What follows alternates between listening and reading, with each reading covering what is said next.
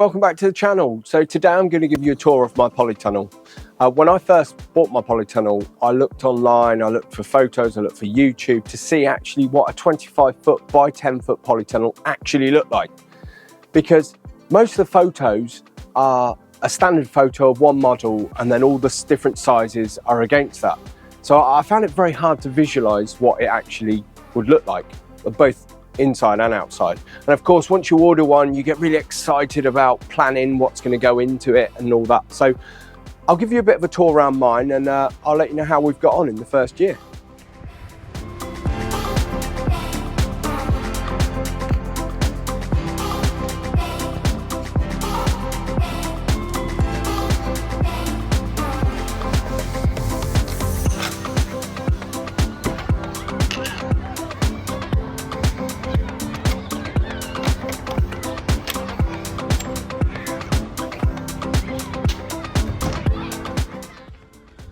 So my polytunnel is a 10-foot wide by 25-foot long. It's supplied by, I think, First Polytunnels. I've got this. I've got so much information with it. They sent me 2 books, they sent a calendar, they sent a wheel that tells you when you set things and all that. We got a base rail one because if you look down here, it's actually screwed into the concrete base, which actually has worked really well. You will see though that there is still a little gap. You can see just under, there's a little gap, and that's because we put it up in the Easter. When we put it up, it wasn't a really hot day. It was just, you know, a warm day, and therefore we weren't able to sort of stretch it drum tight as you're meant to have it. And therefore we did it and left it maybe 2 inches. This year in the summer, because we didn't get round to it this summer, we'll go round, stand on the piece of wood whilst the bolts are undone, and then we'll tighten them up again just to get it a bit tighter. But actually, as it is, it's really tight. The door, the sort of frame has bowed. If I stand back, you might be able to see that you've got light either side. It's not a problem. The whole thing is really secure. It doesn't move. Even in the really sort of strong winds that we have here on the edge of Dartmoor, the thing is solid as anything.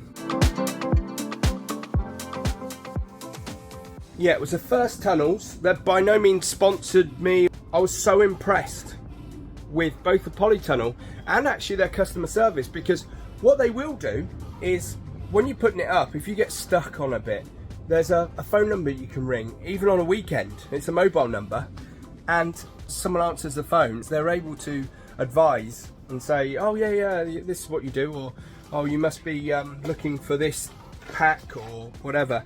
And it was a pleasure to work with them, really, to get this up.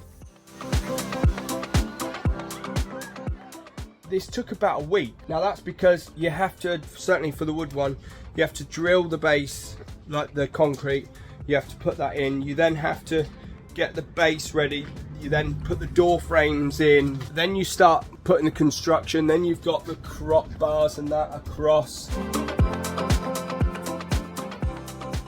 Each one of these has got a really strong bolt, so it's not a case of just throwing it up like, you know, a cheap DIY one with the little squares.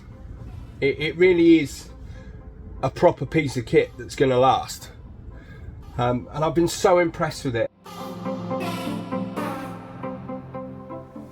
And sometimes you can just come in here when it's raining, the sound's amazing, and the sun's come out now and it's absolutely boiling in here, when outside it's about 3 degrees. So it really is good. Obviously at night it does still get very cold. It's only polythene, so when it's really cold outside, it gets cold in here. It's a big space, so it doesn't take long for it to get really cold.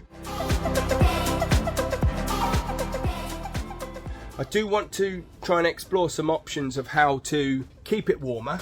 I know a few people have suggested bubble wrap and things like that, and I have got the underneath bit here that I could actually build something in or something like that, or at least a box that I can then close up at night.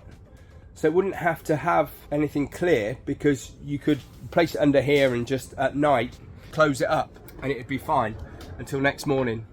And because this is at my yard, I'm here virtually every day, and so I can water everything, and you know, it's perfect. But let's just have a look at the outside of it. So it's quite a long polytunnel. I've got this Harris fencing all the way around because we're on the open moor here, so we've got sheep and they just headbutt their way straight through. It's got the 5 hoops. You can see where it sinks down, sort of comes up and sinks down. That shows that it is nice and tight there. One thing I would say is that if you're thinking about getting a polytunnel, make sure you sort out a water solution. You've seen with my IBC here, you really do need to have some sort of solution because they use a lot of water. It takes up a lot of water. You don't want to be soaking things for hours and hours, because if you allow it to get too humid in here, that's when you start introducing things like potential for tomato blight. You want nice airflow through, and you don't want to overwater, but you will need to water a lot. At the beginning of last year, I definitely overwatered.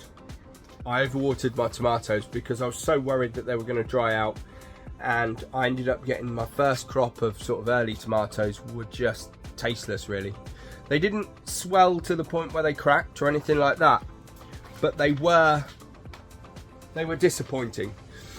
And I thought, oh no, I've gone to all this trouble with a polytunnel, and I didn't have much more than tomatoes last year because, you know, we only got it in Easter and it took a while to build the beds and everything up. I just thought, I was so disappointed that, oh, this is the way the tomatoes are going to taste. And then I cut back on the watering, and that's when I realised that that was what I should have done from the beginning.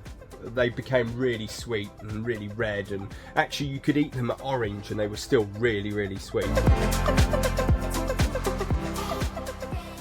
It's 25 foot long by 10 feet wide. It's got a really nice height. I'm 6 foot and I can go right near the edge and not touch the top at all. You've got so much space in here, it's unreal. If I go to a corner, it's bigger than most flats in London. It's so bare and empty in terms of vegetation and, you know, plants and that at the moment, but I didn't do much with salads and that over the winter. We're still in our first year really, but I'm looking forward to getting the new growing season started. Well, that's about all for today, folks. Thanks for watching. Please remember to like the video and subscribe, and we'll see you again in the next video.